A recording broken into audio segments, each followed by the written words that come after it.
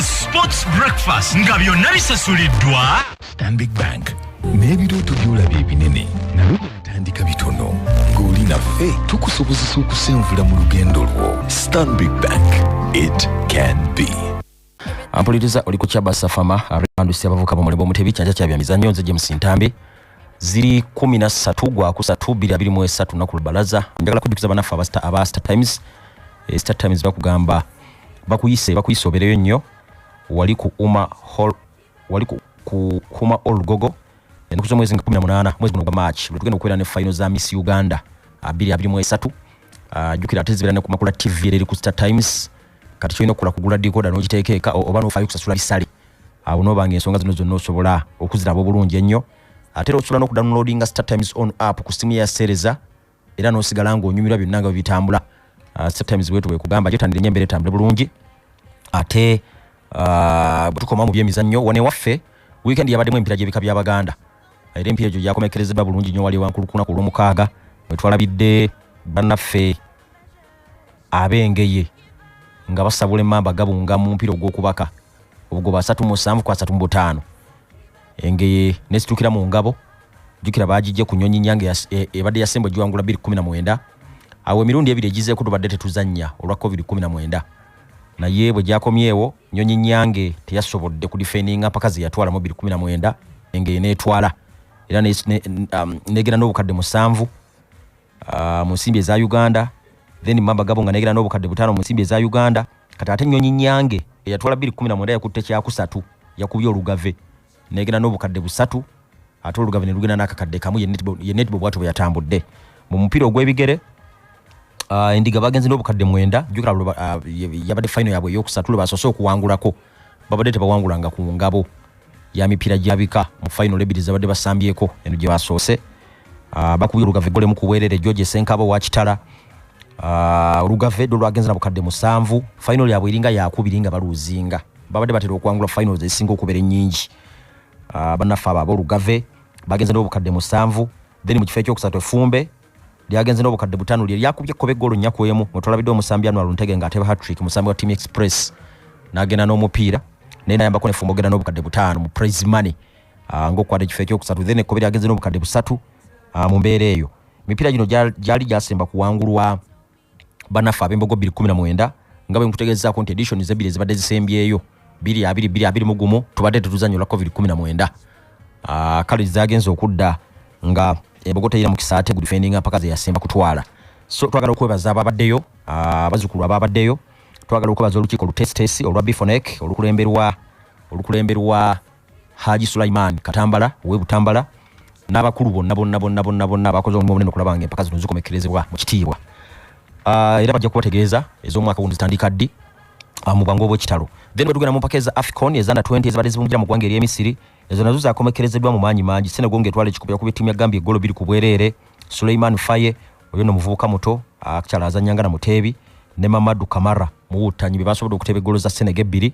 nga bagenda maaso n'okuwangula ekikopo kyabwe ekisoose ekyanda 20 kinajjukirwa. Senegal nebadde etera okutuukawo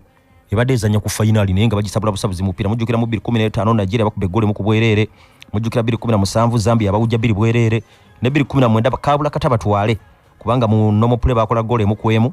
bwe bagera mu penalties tiimu ya Mali yawangula 3-2 era ekikopo negera maaso n'okukibatwalako so babadde bajja batuukawo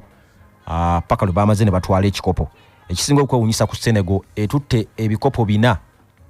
ebya Ssemazinga wa Africa buli kyebadde yeetabamu okuva ku mpaka eza AFCON nga bakuba Misiri ezali Cameroon wuyo ne batwala Chani ne batwala eza beach soccer kakati batuteeza under 20 kyetwebuuza Senegal biki byekola ebyenjawulo abalala be batakola si ggwanga gagga nnyo si ggwanga nti lirina ebikozesebwa bingi nnyo si ggwanga nti population yaabwe nnene nnyo naye omupiira gusitusa awantu awo era ojja genda okwesanga nga n'abasambi baabwe abamu amawanga ag'abazungu gabatwala ne gabakozesa kati bw'olaba lino erirenzi ttiimu y'abanafu aba Everton ennaku zino erikuba obulungi ennyo ligundiri Amadou Onana likubira bubirigi naye nga bazaalira Senegal yogera kwa Patrice Evra be bazaalira Senegal ne bakubira Bufalansa yogera ku Vieira gwe bazaalira Senegal n'akubira Bufalansa kati mutendesi wa ttiimu ya Crystal Palace gwanga lino lya mupiira naye tulina okwebuuza biki bye likola abalala bye batakolanga naffe mwetuli okusobola okulaba nga bagenda maaso n'okwakivinga ebintu ebinene bwe bityo. Awo nga tuvuddewo bwe tugenda kate mu nsonga endala nga bwe zaatambudde over the weekend Twalabye United onako olwajjo ng'ekola amalira ga 0-0 ne timu y'abanafu aba Southampton, timu eri ku bottom wansi, timu erina ekisenge ekikonsiniza goals 40 mu games 25 we bajjidde jjo. United yatandisizza timu ng'olabye ddala erowooza ku kyakuteeba goals menya n'amateeka, kubanga babadde ne timu ng'erina Anthony ku kisaawe, ng'erina Jurani Sancho, ng'erina Bruno Fernandes, ng'erina Rashford nono omuvubuka omudaaki omuteebi Wout Weghorst. Tebaatebye golo yonna, kyebakoze kufuna red card yakasemera mu dakika ya 34. In fact yabadde direct, zino nno ziri bize yakafuna nkasokere nga jja mu timu ya Man U, ate nga before nga tanajja mu timu ya Man U yali tafunanga ku direct red card yonna gyali asambire mu Madrid n'ewalala. Kyasoose kumubaako nga ali ku timu ya nafa Man U, era wakumisinga emipiira ena. Ntegere nako Man U si yakukola apiiru, si yakujulira, ekitegeeze gye emipiira ena abatajja kusamba mpira gwa timu ya gwa Fulham nga basamba mu FA quarter final, abatajja kusamba mpira gwa timu ya Newcastle gwa Premier League ogwa Brentford n'ogwa Everton tumusuubira kuddanga 15 mwezi ogwokuna bwe bali bakyadde ku timu ya ku State Ground nga basamba ne timu ya Nottingham. Wabula red card eno temusiba kuzannya mu mpaka za Europa, musiba mipira gyokka giri domestic, naye gyebweru mu Europa kirizibwa okusamba mpira gwa timu ya Real Betis ogwokudinga najja kubaawo nnyo. Mukadde kano Man U points 16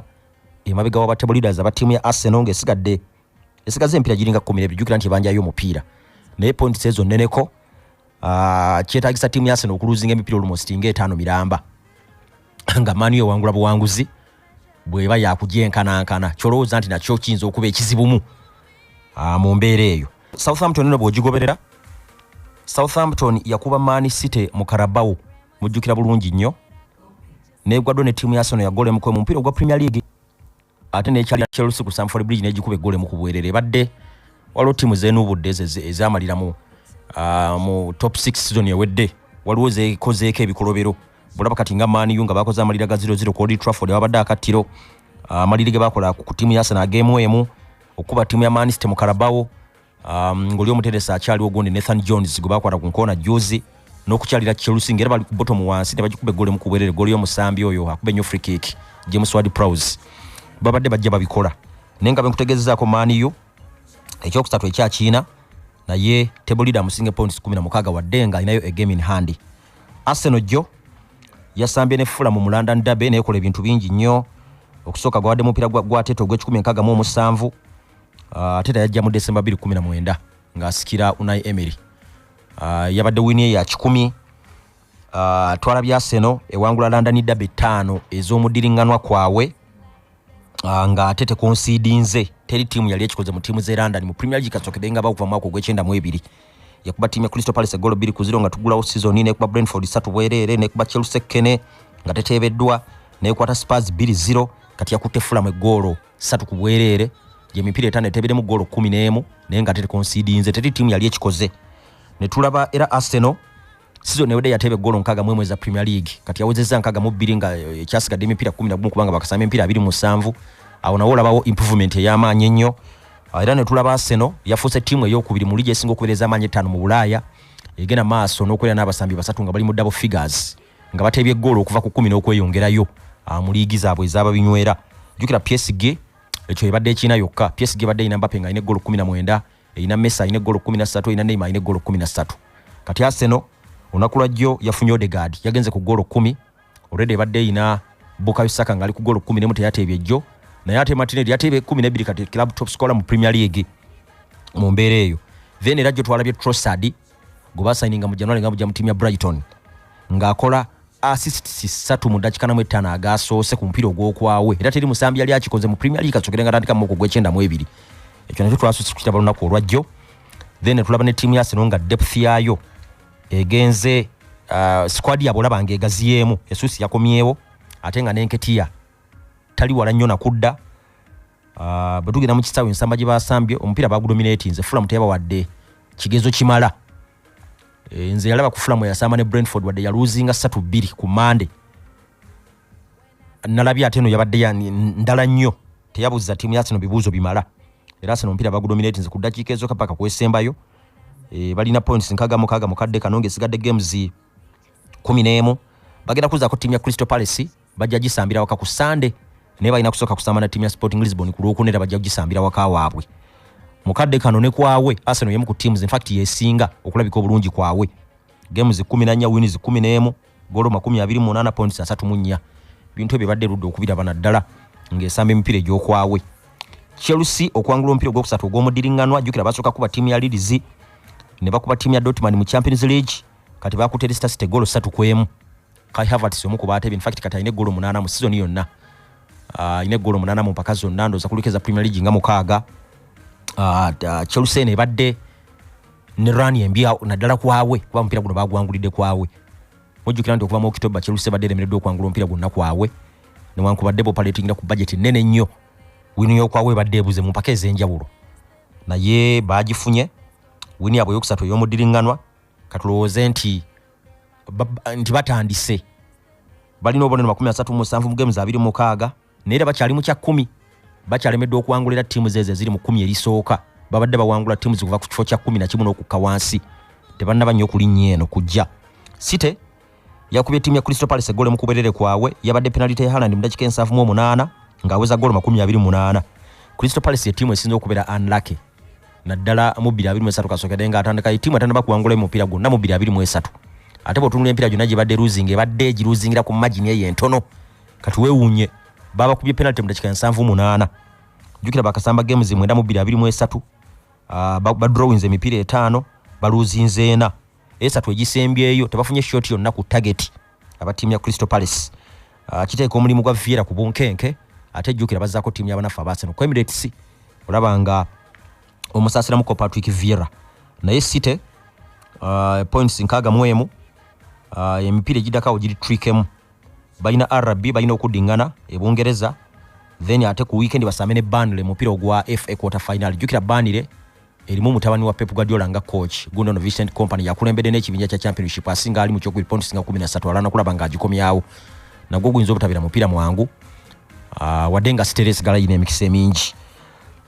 Spurs yakubye ttiimu ya Nottingham egolo 3-1 nebanga kakati esinga Liverpool points 6 jjukira Robert awe ekifo ekyokuna ttiimu zinga Newcastle Liverpool nayo olabe nga ekyagala ne Spurs yafunye ku buweerero ng'ekubye ttiimu ya Nottingham egolo 3-1 ate jjukira Liverpool basudde Kenny twamulabye nga ateba brace yawuzizza golo 20 kino nakikoze season zinga 6 mu mpaka za Premier League sibasambi bangi abadde bakikola. Spurs ine ekizibu kya consistency kati ate yinza okuluzinga omupiira oguddako bwetu bwe badde kola ebintu byayo etudde mu kyakuna points 8 then bweyogera ku ttiimu ya Liverpool yabadde emaze eddakiika 497 nga teconcedinga golo mu Premier League. Bournemouth negisabula eggoolo mu dakiika 28 omusanvu gwe bata Phil Bailey nga weze golo 6 muvubuka mu Denmark ye ttiimu yakamala okuba ttiimu y'amaanyi y'eggoolo 7-0 guno yagusudde ku ttiimu eri ku bottom wansi era gwasitudde ttiimu ya Bournemouth negera mu kifo kya 18 ne points 24 wadde ng'ekyali mu kamyufu naye gwagisitudde. Liverpool bazzaako ttiimu ya Real Madrid twalabyera weekend eno Brentford ng'essuula unbeaten run yayo ya games 12 jjukira basudde ku ttiimu ya Everton nga bagikyalidde ku Goodison Park yabadde omusambi Dwight McInerney sekonda 35 nga game yakatandika bweti n'abasabula Brentford n'essuula unbeaten run yayo yetabadde yabadde empanvu. Everton bali mu kya 15 points 25 mission kusigala mu kibinja jjukira yimu ku teams entono nnyo tsinaba kusalwako mu Premier League okuva lwe yatandika mu mwaka ogw'ekyenda ojja kwogera ku teams nga Everton, Arsenal, Man U, Liverpool, Chelsea ne Spurs si teams nyingi. Mu Serie A yo abavuganya timu ya Napoli balinga actually si kuvuganya naye olabanga basamba nabo balinga ataba muwagira kati Lazio teyawangudde Bologna bakoze 0-0 Inter bamusabula ku Friday team ya Spezia ya golo 2-1 Napoli yawangudde Atalanta 2-0 asinga ali mu kyokubiri points 18 AC Milan yasamba leero na Salernitana nene bwagoba tasobola kujja ugapu ya points 18 kyekiri e Italy. Bufaransa zafuuse points 10 jjukira Marseille yakoze 2-2 ngesamba ne Strasbourg ate PSG yakubye Brest golo 2-1 kati ena points 6 ng'esigadde emipiira 11 esinga ali mu kyokubiri points 10. Bundesliga babadde batayinze Dortmund ne timu ya Bayern naye Revia Dabe Dortmund ng'esamba ne Schalke ku Veltins Arena bakoze 2-2 ate Bayern yakuba timu ya Augsburg golo 5-3 nekibanga mukadde kano points 2 zezawula akulembedde ku wokubiri. Bayern yagenze ku points 5 ate 5-2 ate Dortmund eri ku points 50. RB yakubye Gladbach nayo of course eri wansiko Union Berlin nayo kiringa ekizitoye yakozeemu emu ne timu ya VfL Wolfsburg eri ku points 45 omulaba nga akulembedde amulese points 7 then bwogenda mu La Liga ziri points 9 Baka yakubye timu ya Bilbao mu bwerere yabadde goal ya Rafinha omupira gwendowooza nti Ter Stegen yakoze kinene nnyo okulaba nga bafuna obubonero obusatu bwe kino nekibanga timu ya Bilbao ya Ernesto Valverde eri mu kyamwenda naye yafunye loose ye 10 jukira Baka ina points 65 Madrid yakuba timu ya kulumukaga bawangula ne goal 3-1 naye era ngabo gamenti ziri points 9 zibabula nakulembedde jukira bazako timu y'abanafa ba Liverpool baba najimala ate basambene mpira gwa La Liga ne Barcelona bazeko Valladolid ate bazeko Barcelona mu Copa del Rey ogwokudingana pira jabwe jiddako simu yangu eno ya Athletic ekintu eringa ekivaamu edda akulembedde abasinga points 20 balina points 45 tujja kudingana enkya mu show beti katonda nga kkiriza mukama katonda batukumire saabasajja kabaka awangaale.